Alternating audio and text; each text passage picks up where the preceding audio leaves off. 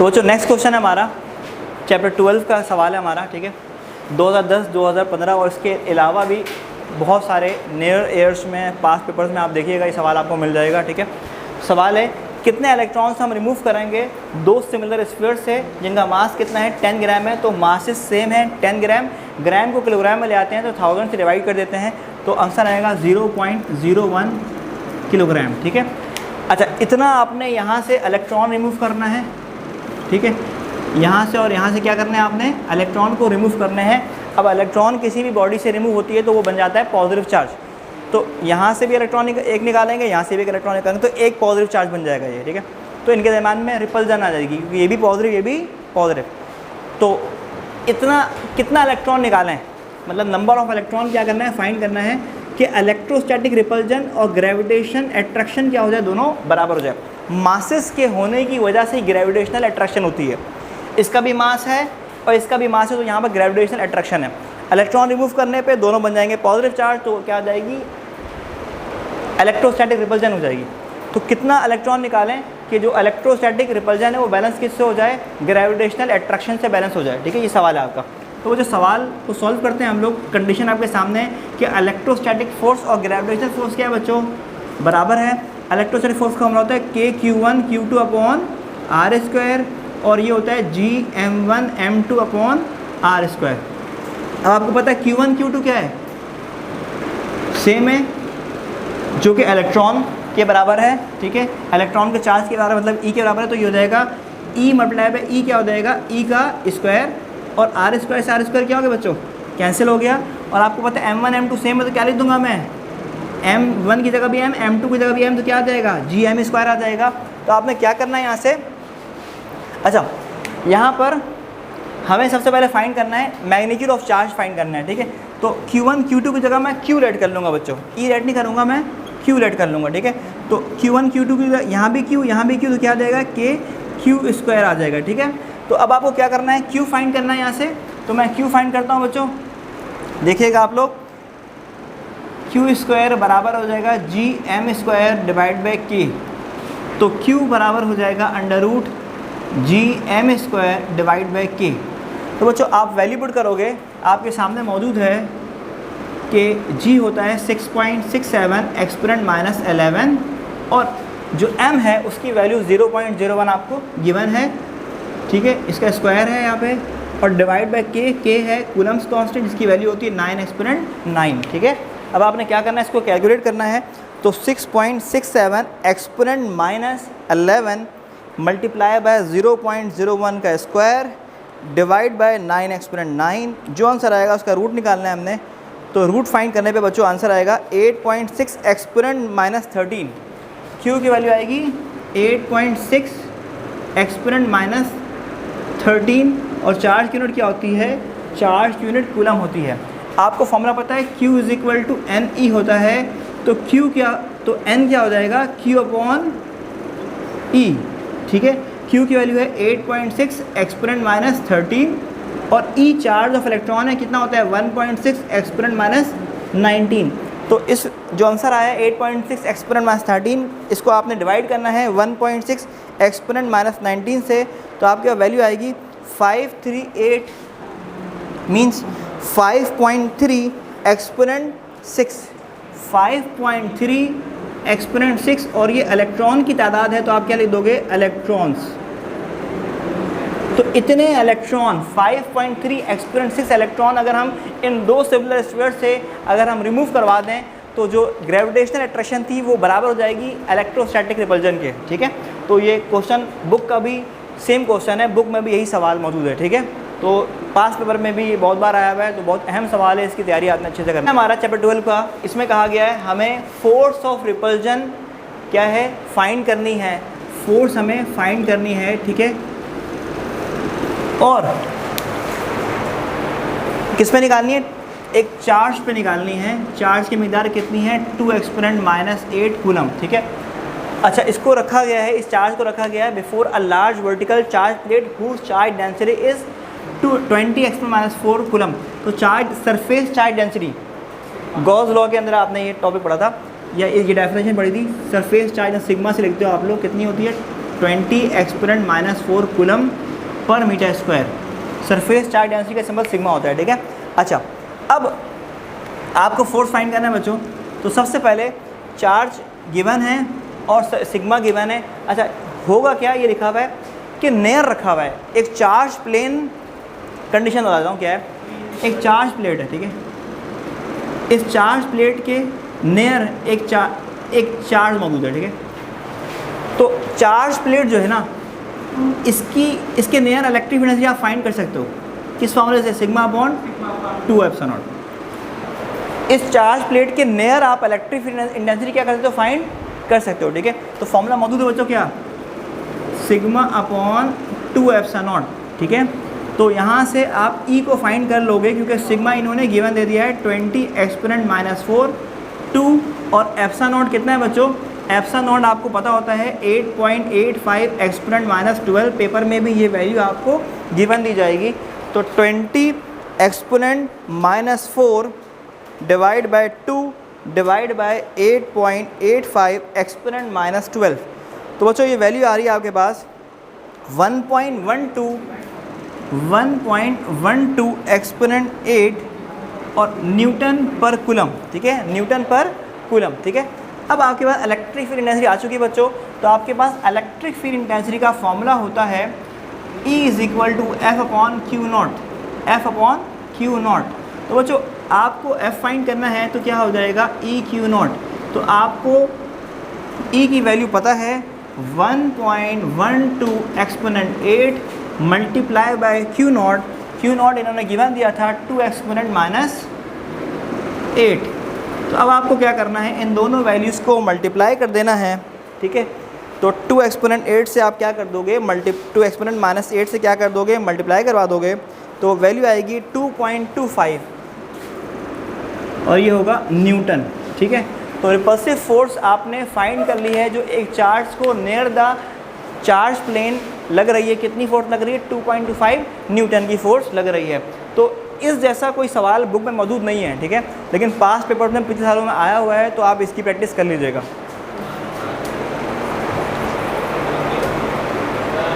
रुक जाऊँ,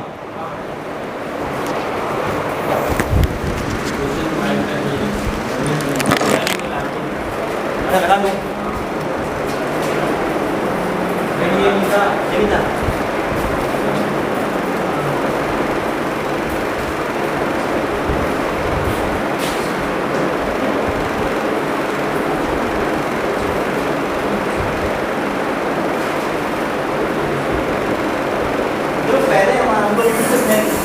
अब कहीं ना कहीं एग्जिस्ट होगा है ना, बहुत दूरी है, हम लोग को पता होगा, हम लोग नया प्लेटफॉर्म कभी ना याद रखो। अगले साल में ना हम लोग के भरपूर वीडियो आ रही है, सारे को रखेंगे इसके लिए। तो ये नाम हम लोग पढ़ाते रहेंगे और क्या करेगा, बना के लोग एक साथ में क्लास हो सकता है। देखो भाई मशीन को बना के सारे 80,000 मशीन भी नहीं छोड़ी साथ में,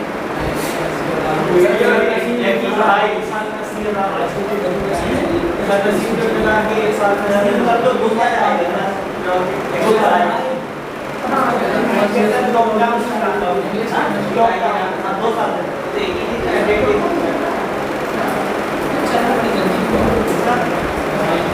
बहुत साल हो गया सारे देखी भाई ये छोटे बच्चे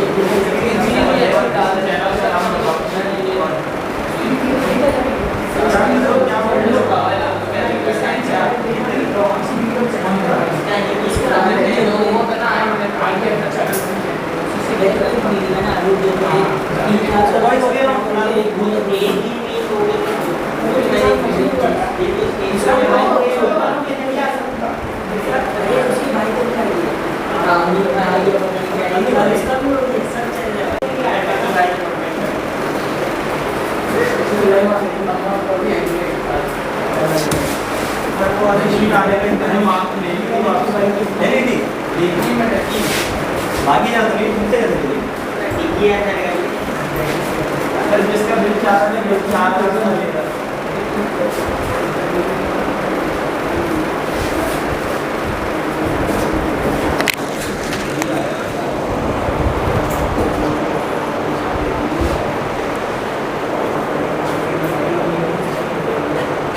बुक का सवाल है ये भी, आया हुआ 2 में।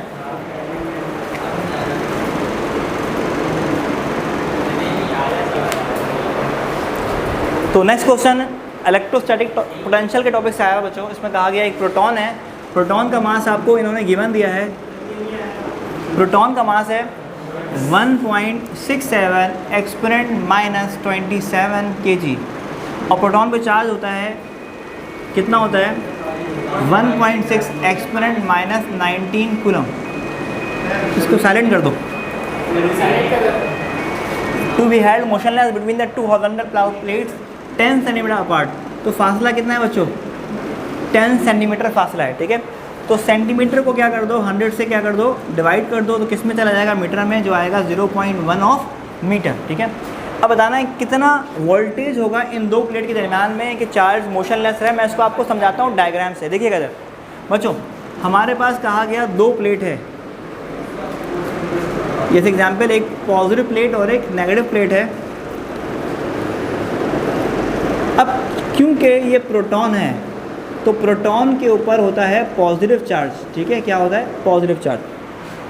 तो इस प्रोटॉन को ऊपर वाली नेगेटिव प्लेट क्या करेगी अपनी तरफ अट्रैक्ट करेगी और रिपल करेगा जो नीचे मौजूद है पॉजिटिव प्लेट। तो इसको इलेक्ट्रोस्टैटिक फोर्स जो लगेगी कहाँ लगेगी बच्चों, ऊपर की जानिब इलेक्ट्रोस्टैटिक फोर्स लगेगी और नीचे की जानिब क्या होगा, क्योंकि इसका मास है तो नीचे की जानिब क्या होगा, इसका वेट होगा। तो अगर इस प्रोटॉन को इन 2 प्लेट के दरमियान में मोशनलेस रुकना है तो फोर्स जो ऊपर की जानिब लग रही होगी, इलेक्ट्रोस्टैटिक फोर्स जो ऊपर की जानिब लग रही होगी, वो किसके बराबर होनी चाहिए बच्चों, वेट के बराबर होना चाहिए, ठीक है। और आपको इन 2 प्लेट के दरमियान का फासला भी इन्होंने गिवन दे दिया है, जिसको हमने R से लिखना है। तो बच्चों सबसे पहले आपको कंडीशन पता है कि फोर्स जो है इलेक्ट्रोस्टैटिक फोर्स वो किसके बराबर होनी चाहिए, वेट के बराबर होनी चाहिए। अच्छा, अब फोर्स का फॉर्मूला क्या है तो देखिएगा। पहले आपको पता है इलेक्ट्रिक फील्ड इंटेंसिटी होती है फोर्स अपॉन चार्ज, ठीक है। अब फोर्स क्या हो जाएगा, electric field intensity multiply by charge, ठीक है। और चार्ज किसका है, चार्ज है इलेक्ट्रॉन का चार्ज है, किसका है, इलेक्ट्रॉन का चार्ज है, ठीक है। तो फोर्स क्या हो जाएगा, electric field intensity multiply by charge और वेट क्या है बच्चों, mg है। अब एक और चीज़ आपको बच्चों, एक और फॉर्मूला पता है, वोल्टेज क्या होता है ER, वोल्टेज क्या होता है ER होता है, वोल्टेज क्या होता है ER। तो E क्या होगा V अपॉन R। फॉर्मूला पता है आप लोगों को इलेक्ट्रोस्टैटिक पोटेंशियल का बच्चों, कि voltage is the dot product of electric field intensity and displacement.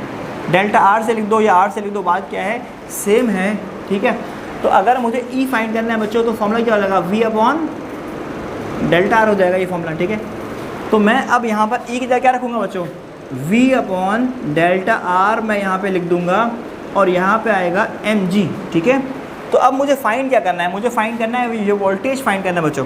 तो वोल्टेज को अलग कर दीजिए आप लोग यहाँ से, और mg के साथ r जो है डिवाइड से किस में चला जाएगा, मल्टीप्लाई में चला जाएगा, और जो E है स्मॉल e है वो डिवाइड में आ जाएगा। तो वोल्टेज फाइंड करना है तो मास आपको पता था बच्चों 1.67 एक्सपोनेंट माइनस 27 और g कितना है 9.8 और डेल्टा R कितना गिवन है आपको, डेल्टा R आपको गिवन है 0.1 और जो आंसर आपके पास आएगा आप उसको डिवाइड कर दीजिएगा 1.6 एक्सपोनेंट माइनस 19 से। तो मुझे बताइएगा आंसर क्या आ रहा है। तो 1.67 exponent minus 27 multiply by 9.8 multiply by 0.1, जो आंसर आएगा उसको 1.6 एक्सपोनेंट माइनस 19 से हम डिवाइड कर देंगे तो आपके आंसर आएगा 1.02 एक्सपोनेंट माइनस 8 और ये होगा वोल्ट।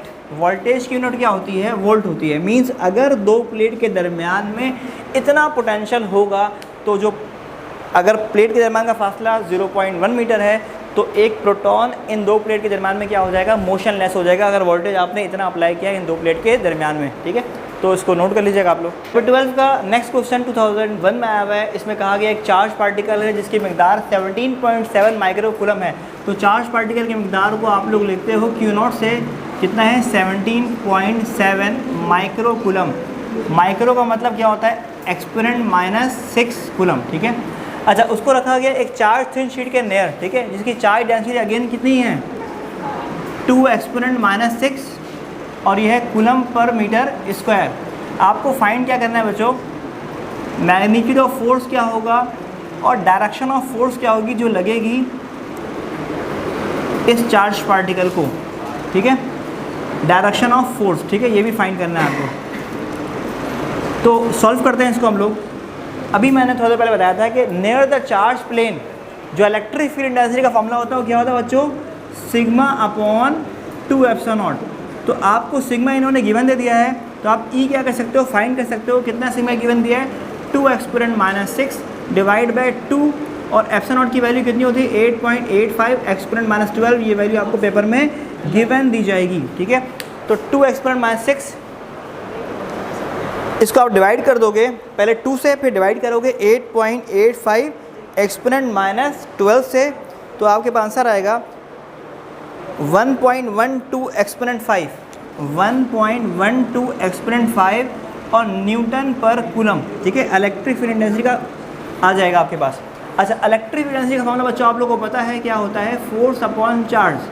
तो आपको फोर्स फाइंड करनी है तो क्या होगा, ई क्यू नॉट, और आपको ई गिवन है यहाँ पर 1.12 exponent 5 into Q not. Q not कितना गिवन है 17.7 एक्सपोनेंट 6 माइनस का, ठीक है। तो इसको मल्टीप्लाई करवा दीजिएगा 17.7 एक्सपोनेंट माइनस 6, तो आपके पास आंसर आएगा बच्चों 2। फोर्स कितनी लग रही होगी, इस चार्ज पार्टिकल को 2 न्यूटन की फोर्स लग रही होगी, ठीक है। ये सवाल 2001 में आया हुआ है, ठीक है। हाँ, डायरेक्शन ऑफ फोर्स भी फाइंड करना है आपको। आगे जा रहे हैं। तो बच्चों इस सवाल में आपको डायरेक्शन ऑफ फोर्स भी फाइंड करना है।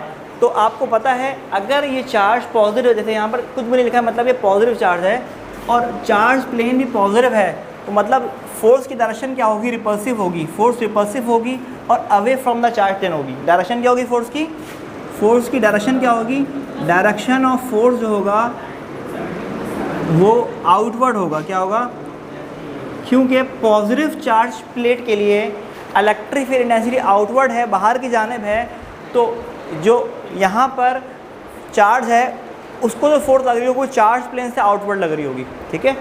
तो डायरेक्शन ऑफ एफ क्या है, आउटवर्ड फ्रॉम द शीट, क्योंकि पॉजिटिव चार्ज के लिए इलेक्ट्रिक फील्ड इंटेंसिटी आउटवर्ड होती है। कैपेसिटर का इसको हम सॉल्व कर रहे हैं बच्चों आज। और कंपाउंड कैपेसिटर क्या होता है, ऐसा कैपेसिटर जिसमें 2 प्लेट्स के दरमियान का फासला पार्शियली फिल्ड हो मीडियम एयर से और पार्शियली फिल्ड हो मीडियम डाइलेक्ट्रिक से, उस कैपेसिटर का नाम होता है कंपाउंड कैपेसिटर। तो जो कहा गया एक कंपाउंड कैपेसिटर है जिसके प्लेट्स का एरिया आपको इन्होंने गिवन दिया है, और एरिया इन्होंने गिवन दिया हमें कितना गिवन है बच्चों, 10 सेंटीमीटर बाय 10 सेंटीमीटर प्लेट का एरिया है, ठीक है। तो ये हो जाएगा 100 सेंटीमीटर स्क्वायर। सेंटीमीटर स्क्वायर को मीटर स्क्वायर में ले जाने के लिए हम लगा देते हैं 10 की पावर -4, ठीक है। ये प्लेट्स का एरिया हो गया बच्चों, और प्लेट्स के दरमियान का फासला है जिसको आप डी से लिखते हो 2.5 सेंटीमीटर, ठीक है। और आगे कहा गया जो प्लेट्स था वो पहले प्लेट्स के दरमियान का फासला पहले फिल किससे हुआ था, एयर से, ठीक है। उसके बाद आना है कितना बढ़ जाएगा कैपेसिटेंस अगर हम डाइलेक्ट्रिक मीडियम इंट्रोड्यूस करवाएंगे, और उसकी थिकनेस कितनी होगी, थिकनेस होगी 2.5 सेंटीमीटर पहले था और अभी भी लिखा हुआ है 2.5। तो इसको मैं लेट कर लेता हूँ बच्चों, ये 2.5 नहीं है, इसको मैं लेट कर लेता हूँ, इट इज़ 2 सेंटीमीटर थिकनेस का हम डाइलेक्ट्रिक मीडियम क्या कर रहे हैं, इंट्रोड्यूस कर दे रहे हैं, ठीक है। और डाइलेक्ट्रिक कांस्टेंट इन्होंने हमें गिवन दिया है कितना, 2, और एप्सिलॉन नॉट हमें पता होता है बच्चों कितना होता है, ये एप्सिलॉन नॉट होता है 8.85 एक्सपोनेंट -12 कूलम स्क्वायर पर न्यूटन मीटर स्क्वायर, ठीक है। ये डेटा हो गया आपका। अब बच्चों सॉल्व करना है हमने। तो जब मीडियम, इन्होंने कहा कि 2 प्लेट के दरमियान में पहले मीडियम एयर है, तो कैपेसिटेंस का फॉर्मूला क्या होगा, व्हेन मीडियम इज़ एयर, जब मीडियम एयर होगा तो फॉर्मूला होता है कैपेसिटेंस का epsilon naught A divide by D. तो यहाँ पर बच्चों एप्सिलॉन नॉट है 8.85 एक्सपोनेंट माइनस 12, आपके पास एरिया मौजूद है 100 एक्सपोनेंट माइनस 4, ठीक है, और डिवाइड में आ रहा है डी की वैल्यू 2.5 सेंटीमीटर है, जो कि डिवाइड बाय 100 होने के बाद हो जाएगा 0.025 मीटर, ठीक है। तो 0.025 आ गया। तो फॉर मीडियम एयर हमने कैपेसिटेंस को फाइंड करना है, तो हमें इसको कैलकुलेट करना होगा बच्चों, और 8.85 exponent minus 12 multiply by 100 exponent minus 4, जो आंसर आएगा उसको डिवाइड करेंगे 0.025 से, तो कैपेसिटेंस आएगी हमारे पास 3.54 एक्सपोनेंट माइनस 12 फैरेड, ठीक है। अच्छा, ये हमने कैपेसिटेंस फाइंड की है जब मीडियम जो था दो प्लेट के दरमियान का एयर था। अगर दो प्लेट के दरमियान मीडियम एयर ना हो, डाइलेक्ट्रिक कंपाउंड कैपेसिटी कंडीशन हो, when medium is air and dielectric, जब मीडियम एयर भी हो और डाइलेक्ट्रिक भी हो, ठीक है।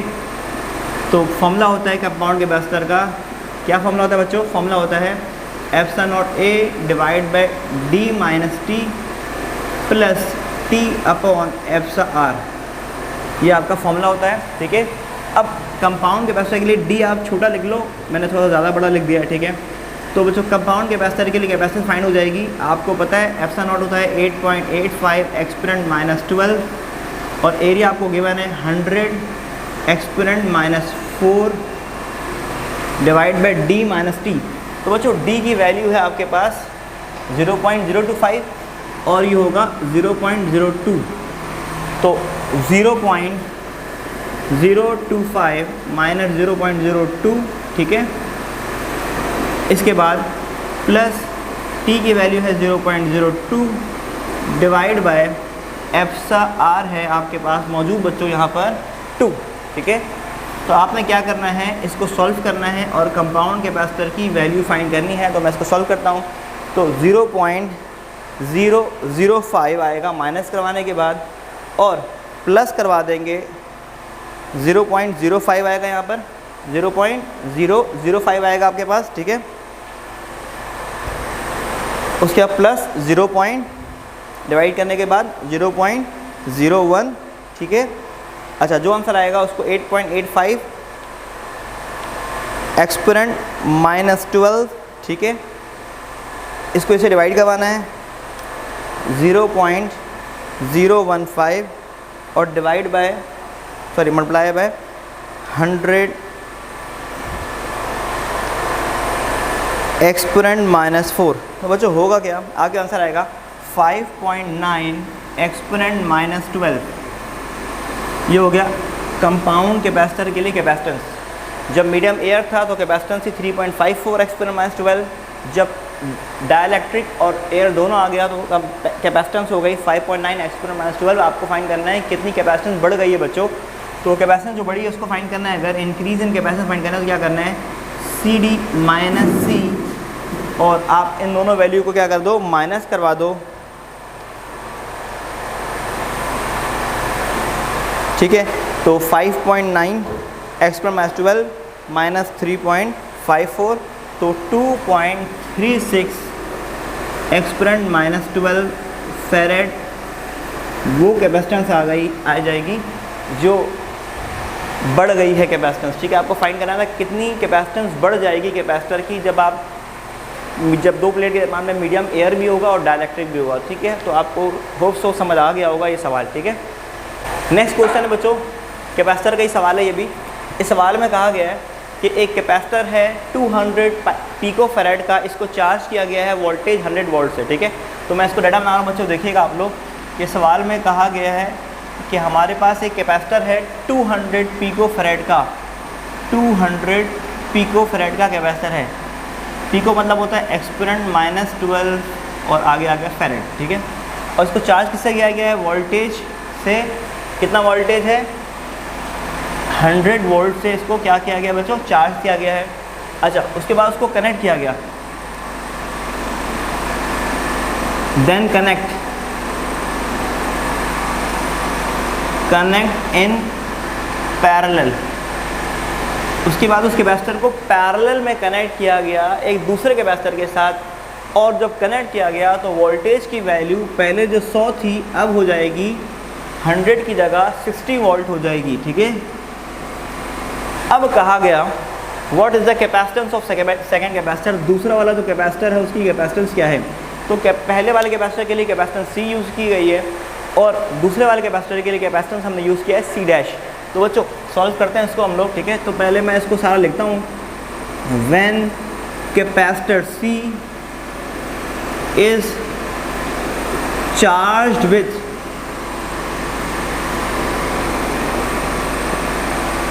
when capacitor C is charged with potential difference V, then charge stored is Q। तो Q का फॉर्मूला क्या होगा, C मल्टीप्लाई बाय V।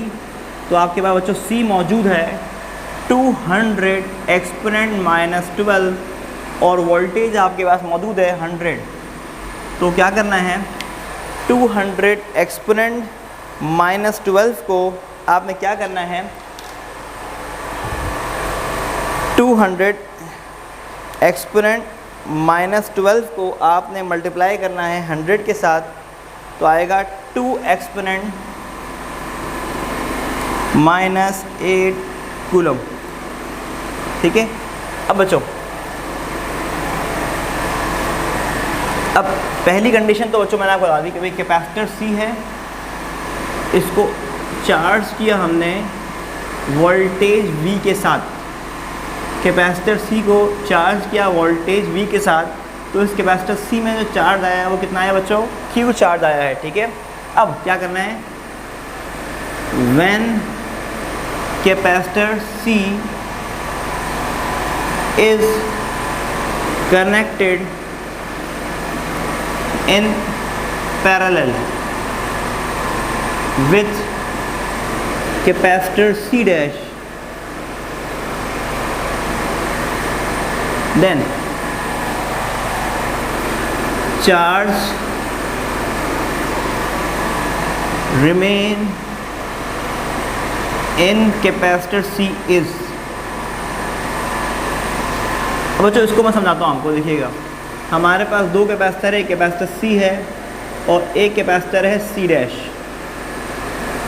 जब मैंने C को V से चार्ज किया तो चार्ज क्यों आया, लेकिन अब जब C को C डैश के साथ जोड़ दिया, ठीक है, तो पैरेलल में कनेक्ट किया, तो यहाँ पर अब जो वोल्टेज हमें नज़र आ रहा है वो आ रहा है, जब वोल्टेज जो हमें मिल रहा है वो कितना मिल रहा है बच्चों, V डैश।